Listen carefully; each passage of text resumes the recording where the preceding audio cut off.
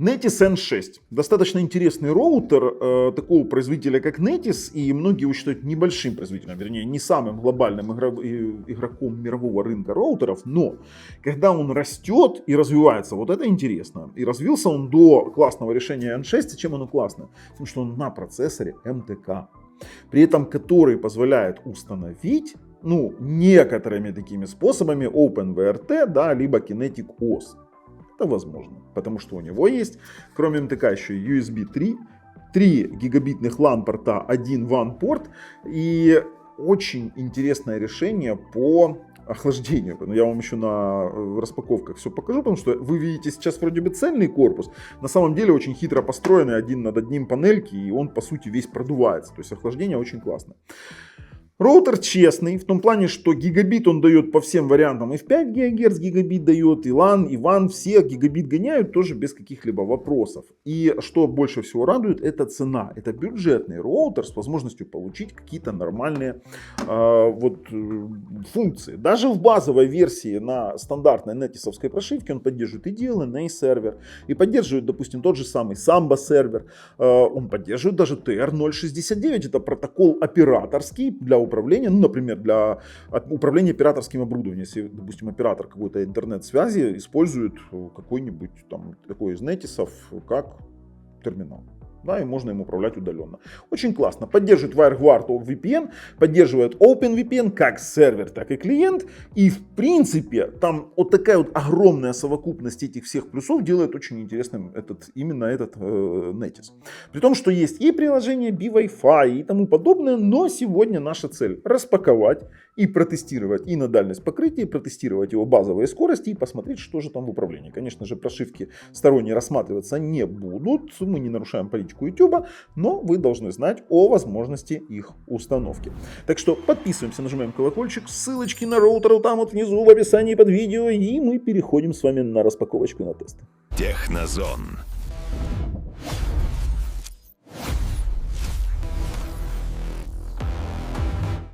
Netis N6. Конечно же, это AX1800, это Wi-Fi 6 роутер, это индекс скорости с поддержкой BWi-Fi. И здесь смотрите, в чем фишка. Здесь есть USB 3 порт для медиашаринга. Вообще посмотрим, это первый раз я Netis такой использую. Как они обычно заявляют, большое покрытие, но это мы будем тестировать. 3 гигабитных LAN порта, USB 3, VPS кнопка и... Ладно, поддержка Mesh, конечно, и WPA3. Ух, слушай, такой дизайн, я первый раз такой роутер вижу, серьезно тебе говорю, прям вообще первый раз. Смотрите, какой весь в ребрах. Короче, смотрите, как хитро сделали охлаждение. Корпуса по факту нет. Да, весь корпус, сплошной. Да, он кажется на вид сплошной. Да, но этот корпус это одно сплошное охлаждение, чтобы вы понимали.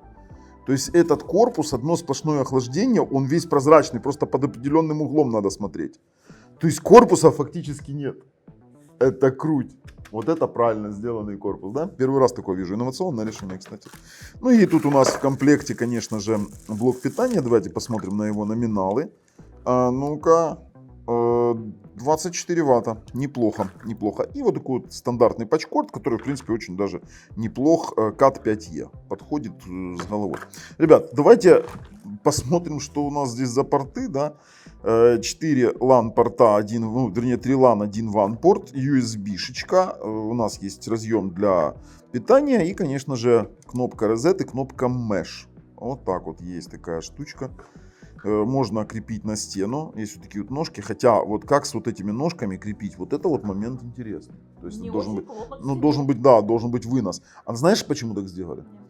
Чтобы оставалась воздушная прослойка между стеной, да, чтобы еще больше охлаждения. Молодцы, ладно, хорошо, пошли тестировать. Итак, смотрите, роутер N6 Netis с поддержкой Wi-Fi 6, Mesh и портом USB 3. МТК.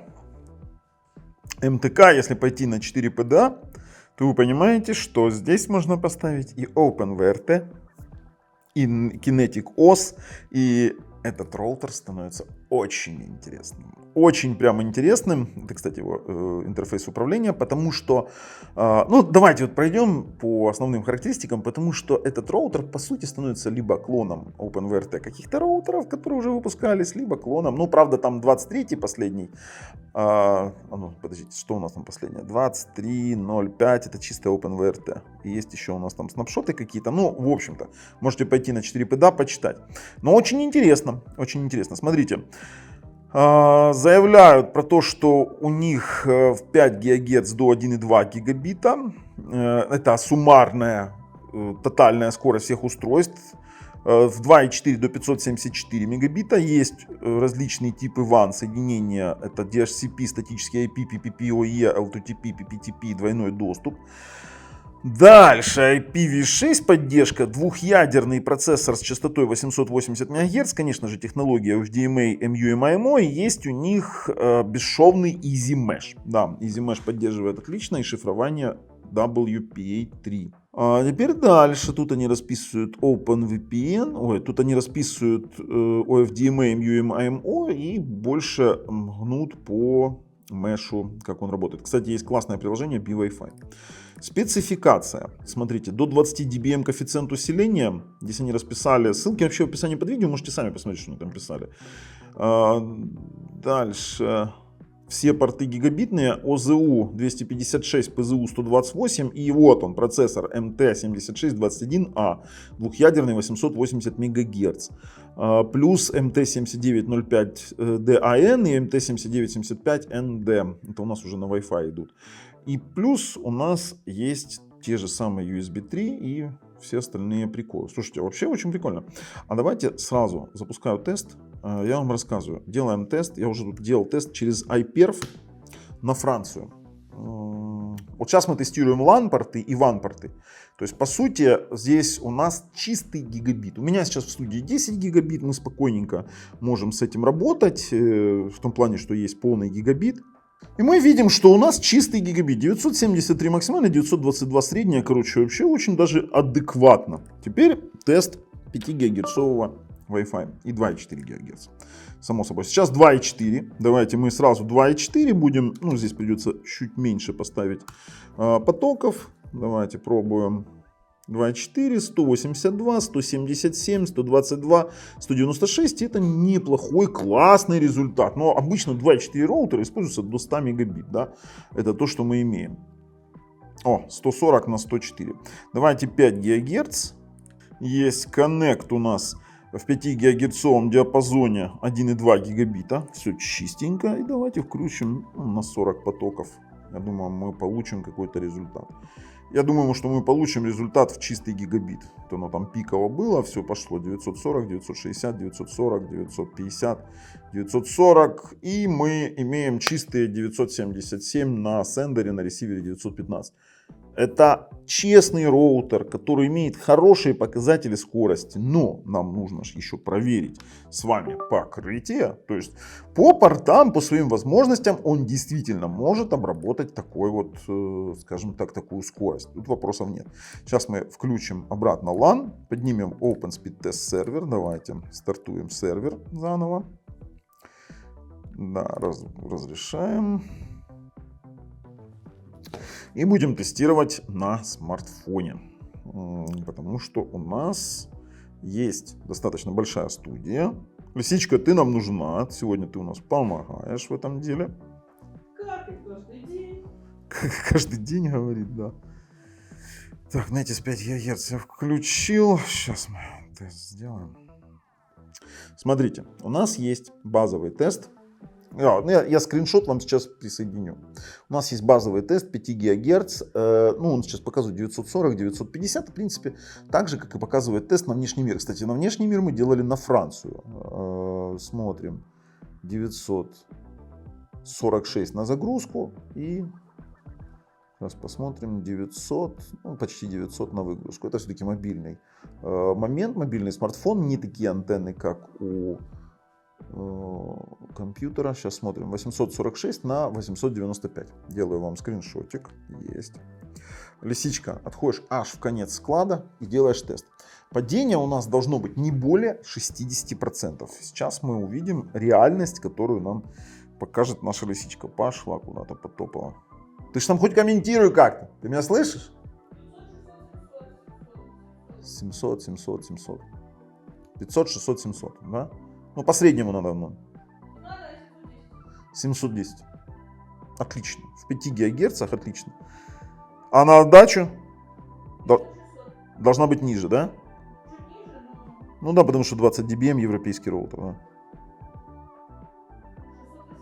Чтобы вы понимали, это размер студии 68 квадратов. Мы тестируем, конечно же, напрямую. Мы не можем отвечать за конфигурацию всех квартир с их бетонными стенами. То есть у каждого по-своему. Скрин не делала, да? Я сохранил. Вот, 710 на 618. Вы скриншот видите, пожалуйста. Вообще не вопрос, ничего не скрываю. Теперь Netis подключено у нас 2.4. Обновляем, делаем тест возле роутера. 130.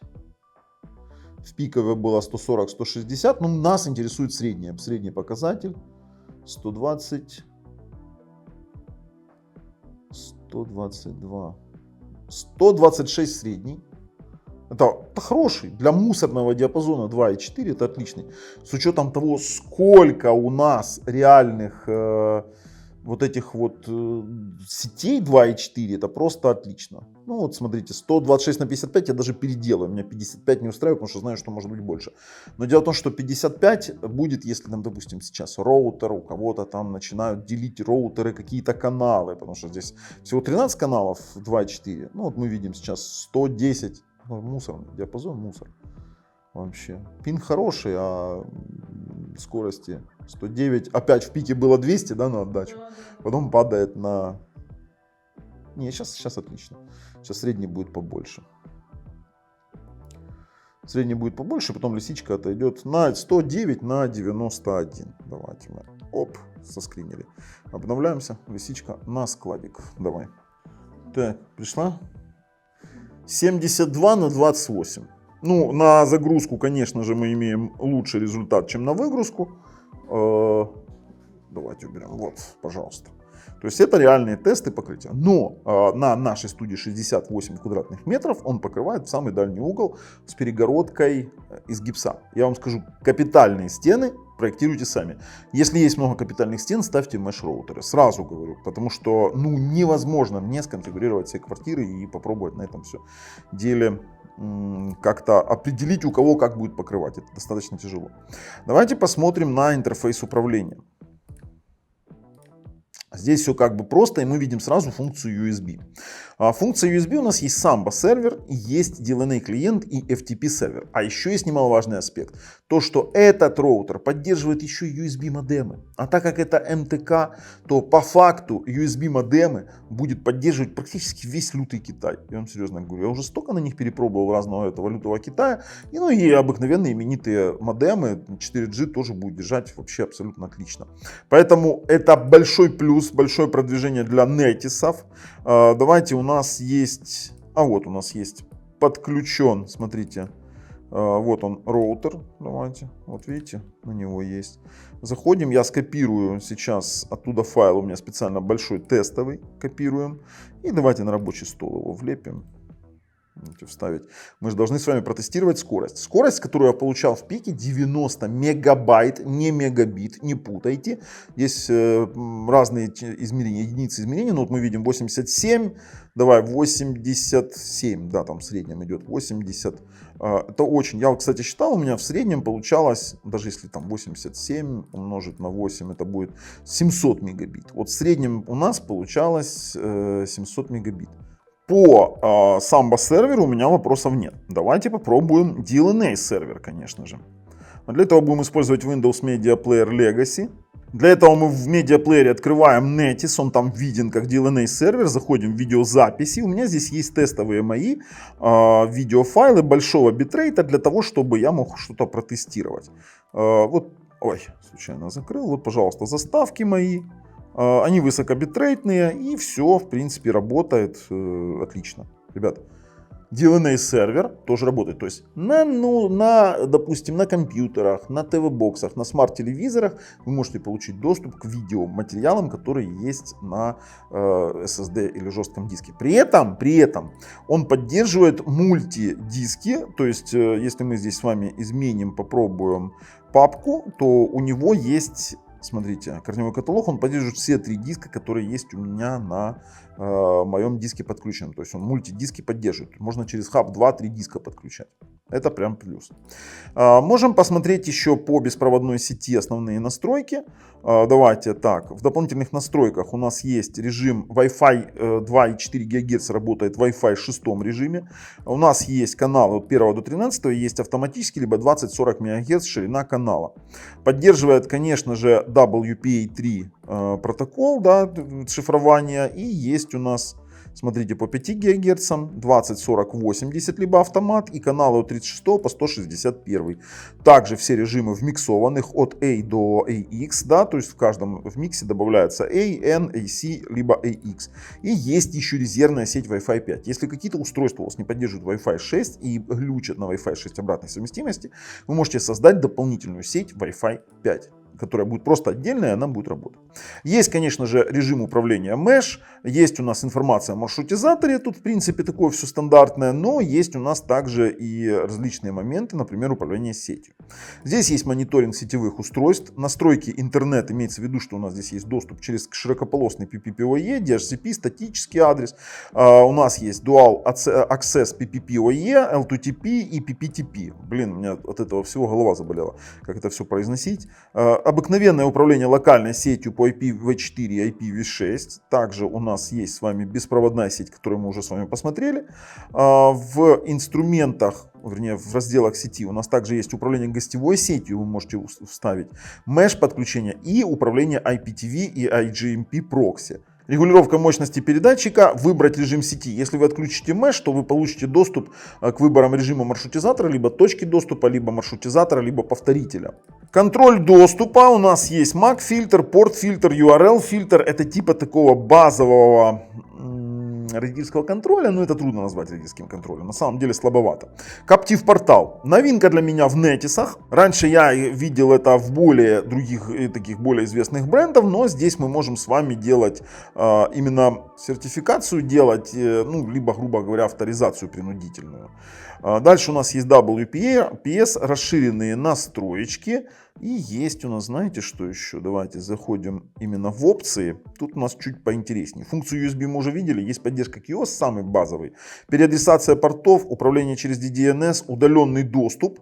Диагностические функции, самые простые. Trace Route, там вот эти вот все там NS Lookup и тому подобное. Ping, зеркалирование портов, поддержка демилитаризованных зон. И вот то, что интересно, TR069. Вы можете его использовать как провайдерское оборудование и, например, управлять конкретно удаленно устройством по протоколу TR069. Ну и самое прикольное то, что он поддерживает и OpenVPN клиент, и OpenVPN сервер, как и WireGuard клиент, и WireGuard сервер. То есть роутер поддерживает VPN на базовом уровне. В инструментах есть стандартные функции перепрошивки, настройки времени, расписания, резервного копирования индикатора, перезапуски, восстановления и тому подобные вещи. В принципе, есть еще BeWi-Fi, но я уже очень много раз показывал обыкновенное управление, то же самое, только в смартфоне. Поэтому переходим и делаем выводы. В качестве выводов скажу, действительно очень интересный вариант. Если вы его находите действительно дешево, то это, ну, недорого, скажем так, он супер дешево нельзя сказать, но это недорогой качественный вариант на Mediatek процессоре, на MTK, из которого можно сделать нечто большее, чем просто роутер. С вами был Бабл, Технозон, пока.